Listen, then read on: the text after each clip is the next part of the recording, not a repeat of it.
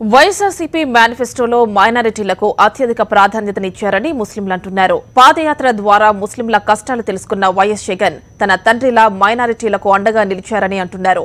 దీనికి సంబంధించి మరింత సమాచారం మా కరెస్పాండెంట్ శ్రీనివాస్ అందిస్తారు. ఉగాది పర్వదినాన్ని పురస్కరించుకొని వైఎస్ జగన్మోహన్ రెడ్డి వైఎస్ఆర్ కాంగ్రెస్ పార్టీకి సంబంధించినటువంటి మేనిఫెస్టోని రిలీజ్ చేశారు. తన ప్రభుత్వం వస్తే ఏం చేస్తారనేది ప్రకటించారు. మన దగ్గర మైనారిటీ ఎమ్మెల్యే అదేవిధంగా అంజద్ బాషా గారు ప్రచారంలో ఉన్నారు. ఆయనతో మాట్లాడదాము. మైనారిటీలకి ఏ విధంగా మేనిఫెస్టోలో ఉందని చెప్పి మీరు భావిస్తున్నారు? ఇవాళ ముస్లిం మైనారిటీలకు పెద్దపీట వేయడం జరిగింది. ఎందుకంటే ఇవాళ చూస్తే టికెట్లు ఇచ్చే విషయంలో కూడా 5 మందికి ఈరోజు ఎమ్మెల్యే టికెట్లు ఇవ్వడం జరిగింది. ఎక్కడైతే ఖచ్చితంగా గెలుస్తారు, ఎక్కడైతే ముస్లింల ప్రాబల్యం ఉందో అక్కడ ముస్లింలకు టికెట్లు ఇవ్వడం జరిగింది. ఖచ్చితంగా ఈసారి 5కు 5 మంది కూడా అత్యధిక మెజారిటీతో ఈరోజు ఈసారి ఖచ్చితంగా గెలిచి అసెంబ్లీకి వెళ్తామని కూడా మనకు పూర్తిగా విశ్వాసం ఉంది. ఇది చట్టబద్ధమైన ఒక సప్లాన్ ఇంట్రడ్యూస్ చేస్తామని కూడా ఇవాళ మేనిఫెస్టో పెట్టడం జరిగింది.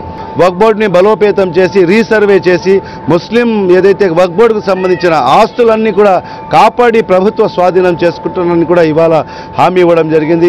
మరి అదే తరహాలో ముస్లింలకు సంబంధించి మసీదులో ఉండే ఇమాములకు మరియు పేషుమాములకు 15,000 రూపాయల నెలకు, పేషుమాముకు 10,000 రూపాయలు, మరి అదేవిధంగా మౌజన్లకు 5,000 రూపాయలు గౌరవ వేతనం ఇస్తామని కూడా చెప్పడం జరిగింది.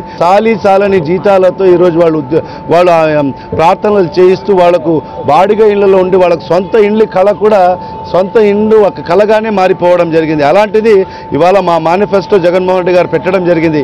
రేపు మన ప్రభుత్వం వచ్చి ఎన్నికల్లో గెలిచిన తర్వాత ఈ పేషుమాములకు మౌజన్లకు అందరికీ కూడా ప్రభుత్వం తరఫు నుంచి వాళ్ళకి ఇళ్లు నిర్మించి ఇస్తామని కూడా చెప్పడం జరిగింది. నిజంగా ఎంతోమంది నిరుపేదలకు కూడా హజ్ యాత్రకు వెళ్ళే వాళ్ళకందరికీ కూడా ఒక కోరిక ఉంటుంది. అలాంటిది కేంద్ర ప్రభుత్వం ఆ హజ్ సబ్సిడీని తీసివేయడం జరిగింది. ఇది కూడా మన గౌరవ అధ్యక్షులు శ్రీ వైఎస్ జగన్మోహన్ రెడ్డి గారి దృష్టికి తీసుకెళ్లడం జరిగింది. ఖచ్చితంగా అది కూడా ఇవాళ మన మేనిఫెస్టో పొందపరచడం జరిగింది. రేపు మన రాష్ట్రం నుంచి వెళ్లే హజ్ యాత్రికులు ఖచ్చితంగా రాష్ట్ర ప్రభుత్వం నుంచి ఆర్థిక సాయం అందిస్తామని కూడా చెప్పడం జరిగింది. చాలా సంతోషం. నిజంగా మన రాష్ట్ర అధ్యక్షులు శ్రీ వైఎస్ జగన్మోహన్ రెడ్డి గారికి యావత్ ముస్లిం సమాజం తరఫు నుంచి నేను కృతజ్ఞతలు తెలియజేసుకుంటున్నాను. ప్రమాదవశాత్తు ఒక ముస్లిం మైనార్టీ చనిపోతే 5 లక్షల రూపాయలు మాకు బీమా ఇస్తామనడం చెప్పడం జరిగింది. చాలా సంతోషం. ఎందుకైతే ముస్లిం మైనార్టీలు పేదరికంలో మగ్గిపోతున్నారన్నమాట. ఆయన గమనించి అది పెట్టడం చాలా సంతోషదాయకం. మరి అలాగే పెళ్లిళ్ళు చేసేటప్పుడు ముస్లిం మైనార్టీ మహిళల అక్క చెల్లెమ్మలకు నేను 1,00,000 రూపాయలు ఇస్తామనడం చెప్పడము చాలా ఆనందదాయకం. జీవితంలో ఒక్కసారైనా ముస్లింలు హజ్ చేయాలనుకుంటారు.